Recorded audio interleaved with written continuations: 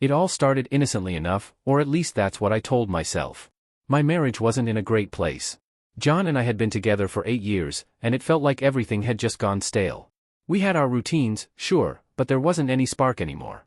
Conversations were limited to, "How was your day?" or "What do you want for dinner?" and the romance that once defined our relationship had fizzled out to practically nothing. I'd tried to bring it up a few times, but John would always brush it off. He's a quiet guy, never one for deep, emotional talks. I guess that's part of why I fell for him in the first place. He was steady, reliable. But over time, that reliability started to feel like apathy. I felt like I was screaming into a void, desperate for some kind of acknowledgement, some sign that he still cared. But there was nothing. And that's when I met Mark. Mark was everything John wasn't: charismatic, spontaneous, and he made me feel special. We met at a work conference, and there was an instant connection. It was like all the things I missed in my marriage were suddenly there in front of me. We started off just chatting over coffee, but those chats quickly turned into lunch dates, and before long, we were finding excuses to meet up outside of work. I didn't plan for it to happen, but it did. I fell for Mark. Hard. I felt alive for the first time in years. When we were together, I forgot about all the problems in my marriage. It was like I was living a double life, but I didn't care. I justified it by telling myself that John didn't seem to care about me anymore, so why should I care about him? Mark and I started sleeping together a few months in. I felt guilty at first, but the guilt quickly faded as the thrill of the affair took over. We would meet up in secret, and the adrenaline rush of sneaking around only added to the excitement. It felt like we were the only two people in the world when we were together, and I convinced myself that this was what I needed to be happy. I thought I was being careful. I made sure to delete any evidence of our conversations, and we only met up when I knew John would be at work or out with friends. I told myself that John would never find out, that he was too wrapped up in his own world to notice anything different about me. And for a while, I was right. John didn't notice a thing. I started to get comfortable in my new reality. Mark was giving me everything I felt I was missing in my marriage, and at home, things continued as usual. John and I still had our mundane conversations, still went through the motions of our daily routines. But I didn't feel the same resentment towards him anymore. If anything, I felt indifferent. I convinced myself that this was the solution to all our problems. I could have the excitement and passion I craved with Mark, while still maintaining the stability and security of my marriage with John. But then things started to change. It was subtle at first. John seemed more distant, more preoccupied. He would spend more time on his phone, and I would catch him looking at me with this strange expression, like he was trying to figure something out. I brushed it off, thinking maybe he was just stressed from work. But then the little things started to add up. He stopped asking me how my day was, stopped showing any interest in what I was doing. It was like he was there, but not really there. I should have seen the signs, but I was too wrapped up in my own world to notice. Mark and I were getting more serious, talking about the future and what we wanted out of life. I started to imagine what it would be like to leave John and start a new life with Mark. It seemed like the perfect solution. Mark made me happy in a way that John never could, and I didn't want to spend the rest of my life in a loveless marriage. But then John did something that threw me completely off guard. One night, he came home with a bouquet of flowers, something he hadn't done in years. He handed them to me with a small smile and said, "I've been thinking, we should go on a trip. Just the two of us. Get away from everything for a while." I was stunned. This was the first time in years that John had shown any kind of initiative to do something romantic. I didn't know how to react. Part of me was thrilled. Maybe this was the sign that things were finally going to change between us. But another part of me was terrified. What if this trip meant the end of my affair with Mark? What if John found out? I played it cool, though. I smiled and thanked him, pretending to be excited about the trip. But inside, I was panicking. I didn't know how to balance my two lives anymore. I was starting to realize that I couldn't have both, but I didn't want to give either of them up. Over the next few days, John was more attentive than he had been in years. He would leave me little notes around the house, telling me he loved me, or that he was thinking about me. He would call me from work just to say hi, something he hadn't done since we first started dating. It was like he was trying to woo me all over again, and I didn't know how to handle it. The trip was planned for the following weekend. John booked a cabin in the mountains, far away from everything. I told Mark that I had to go on a work trip, and he seemed to buy it. But as the date got closer, I started to feel this growing sense of dread. I couldn't shake the feeling that something was about to go terribly wrong. The day of the trip, John was in high spirits. He packed our bags, loaded up the car, and even made us a playlist for the drive. I tried to match his enthusiasm, but inside, I was a nervous wreck. I kept checking my phone, waiting for a message from Mark, but there was nothing. He seemed to be taking my excuse at face value, but I couldn't help but feel guilty for lying to him. The drive up to the cabin was beautiful, winding roads through dense forests, with the mountains looming in the distance. But I could barely appreciate it. My mind was racing with all the possibilities of what could go wrong. What if John found out? What if he had somehow figured out what I was doing and this trip was his way of confronting me? But then I would look over at him, humming along to the music, and I would feel a pang of guilt. He seemed so happy, so content. How could I be doing this to him? We arrived at the cabin in the late afternoon. It was a cozy little place, nestled in the woods with a stunning view of the mountains. John seemed excited, pointing out all the features of the cabin, the fireplace, the hot tub, the fully stocked kitchen. I tried to muster up some enthusiasm, but I felt like I was on the edge of a breakdown. I needed to talk to Mark, to figure out what was going on between us, but there was no signal out here. I was completely cut off from the outside world. That first night, John made us dinner, another surprise. He wasn't much of a cook, so this was a big deal. He even set the table with candles and opened a bottle of wine. I felt like I was in some kind of alternate reality. This wasn't the John the first knew. He was being so attentive, so loving. I started to wonder if maybe this trip was exactly what we needed. Maybe this was our chance to reconnect, to save our marriage. After dinner, we sat by the fireplace, sipping wine and talking. Really talking, for the first time in years. John opened up about how he'd been feeling, how he missed the way things used to be between us, how he wanted to make things work. He told me that he had noticed that I seemed distant lately, and he was worried that I was unhappy. I didn't know what to say. I wanted to tell him everything, to come clean about the affair and beg for his forgiveness. But I couldn't do it. I was too scared of what would happen if I did. Instead, I told him that I had been feeling a little lost lately, that I wasn't sure what I wanted anymore. He took my hand and told me that whatever it was, we would figure it out together. I wanted to believe him, but I couldn't shake the feeling that this was all too good to be true. The next few days were like a dream. We hiked through the mountains, had picnics by the lake, and spent our evenings cuddled up by the fire. It was like we were newlyweds again, rediscovering each other. I started to wonder if maybe I didn't need Mark after all. Maybe all I needed was to reconnect with John, to remember why I fell in love with him in the first place. But then, on the last night of the trip, everything came crashing down. We were sitting by the fire, just like we had been every night, when John suddenly got up and went to the bedroom.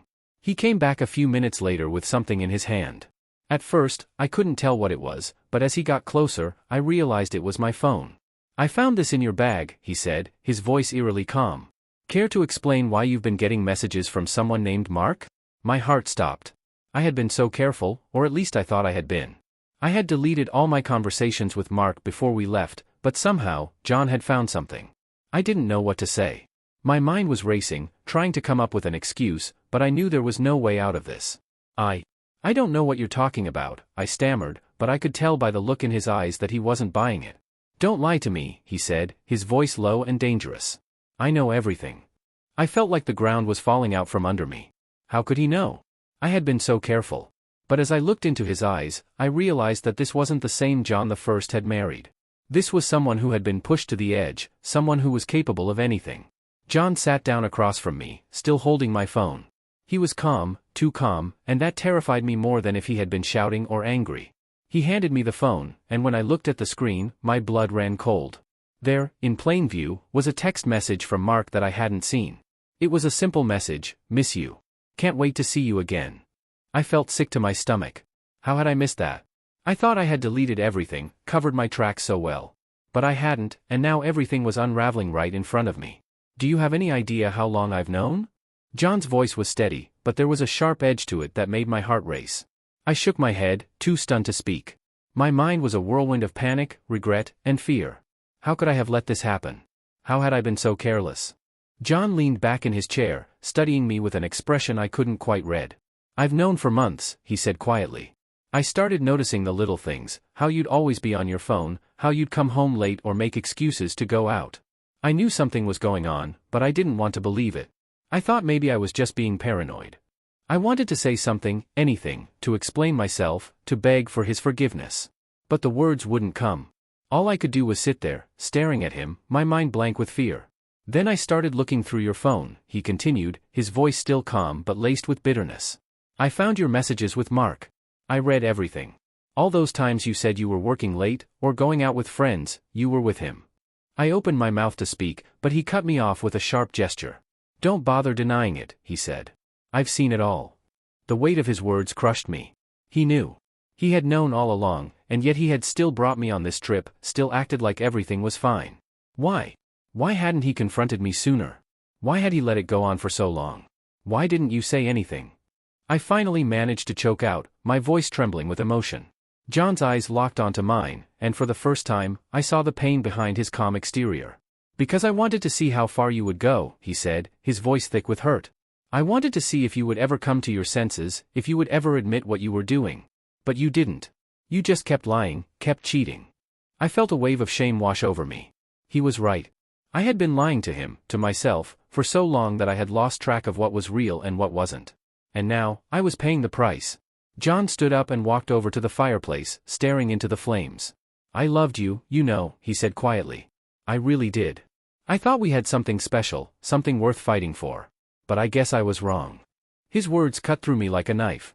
I wanted to scream, to tell him that I still loved him, that I was sorry for everything I had done. But I couldn't. The truth was, I had betrayed him in the worst way possible, and there was no going back. What are you going to do? I asked, my voice barely above a whisper. John turned to look at me, and the coldness in his eyes made my blood run cold. I'm going to make sure you regret every single thing you've done, he said, his voice devoid of any emotion. You think you've been sneaky, that you've gotten away with this. But you have no idea what's coming. I felt a chill run down my spine. This wasn't the John the first knew. This was someone else, someone who had been pushed to the brink by my actions. And I realized, in that moment, that I had no idea what he was capable of. The rest of the night passed in a blur. John didn't say anything else. He just went to bed, leaving me alone with my thoughts and my guilt. I couldn't sleep. My mind was racing with all the possibilities of what he might do, how he might get his revenge. I tried to think of ways to fix this, to salvage what was left of our marriage, but nothing seemed right. I had destroyed everything, and there was no going back. The next morning, John was eerily calm, as if nothing had happened. He packed up our things, loaded the car, and we drove back home in silence. I kept waiting for him to say something, to do something, but he didn't. It was like he had already made up his mind, and there was nothing I could do to change it. When we got home, John went straight to the bedroom, closing the door behind him. I stood there, feeling lost and confused, not knowing what to do. I wanted to talk to him, to try and make things right, but I was too scared. I had never seen him like this before, and I didn't know what he was capable of. Days passed, and John barely spoke to me. He would leave early in the morning, come home late at night, and spend most of his time in the bedroom with the door locked. I tried to talk to him, to apologize, but he wouldn't listen. It was like he had completely shut me out. I started to panic. I couldn't lose him, not like this. I had made a huge mistake, but I loved him. I wanted to make things right, to fix our marriage. But every time I tried to reach out to him, he would just walk away, leaving me feeling more desperate and hopeless than ever. And then, one night, I came home to find that John was gone. His clothes were gone, his things were gone, and there was a note on the kitchen counter. It was simple, just a few words, but they shattered me completely. I'm done. I hope he was worth it. I collapsed on the floor, the note clutched in my hands, tears streaming down my face. He was gone. I had lost him, and it was all my fault.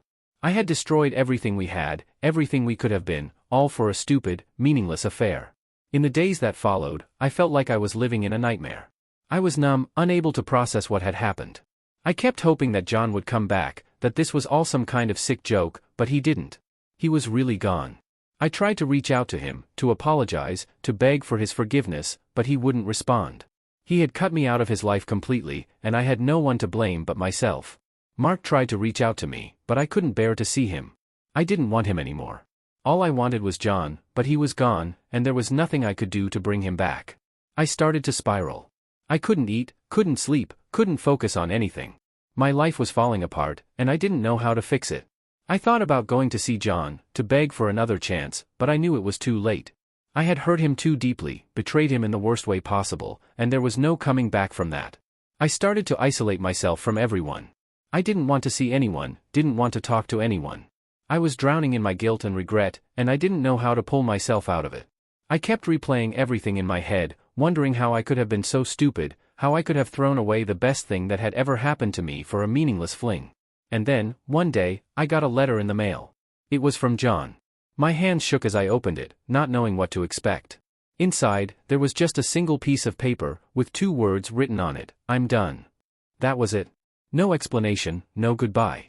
Just those 2 words, like a final nail in the coffin of our marriage. I broke down completely. I had lost everything, my husband, my marriage, my happiness, and it was all my fault. I had no one to blame but myself. In the months that followed, I tried to pick up the pieces of my life, but nothing was the same. I had destroyed the one thing that mattered most to me, and I knew I would never be able to forgive myself for that. Mark eventually gave up on trying to reach me, and I was glad.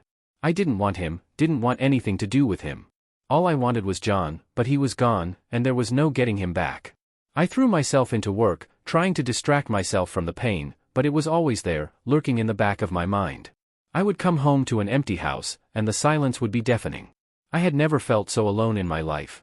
I started to see a therapist, hoping that maybe talking about everything would help, but it didn't. The guilt and regret were too overwhelming, and no amount of talking could make them go away. I had made a huge mistake, and I was going to have to live with the consequences for the rest of my life. One day, I got a message from an old friend of ours. She had heard about what happened and wanted to reach out. She told me that John had moved on, that he was seeing someone new, and that he seemed happy. I should have been glad for him, but all I felt was a deep, aching pain in my chest. He was happy without me, and that was the hardest thing to accept. I had thrown away everything we had, and now he was moving on, living a life without me. I tried to move on too, but it was impossible. Every time I looked at the empty side of the bed, I thought of him. Every time I heard a song that we used to listen to together, I thought of him. He was everywhere, in everything, and I couldn't escape him, even though he was gone. I started to write him letters, hoping that maybe it would help me process everything, but I never sent them. I knew it was too late.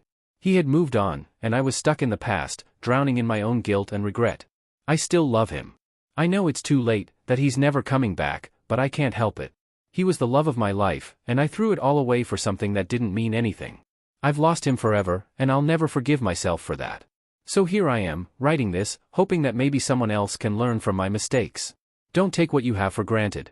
Don't throw away something real for something that isn't. Because once it's gone, you can never get it back. And that's a pain that you'll have to live with for the rest of your life.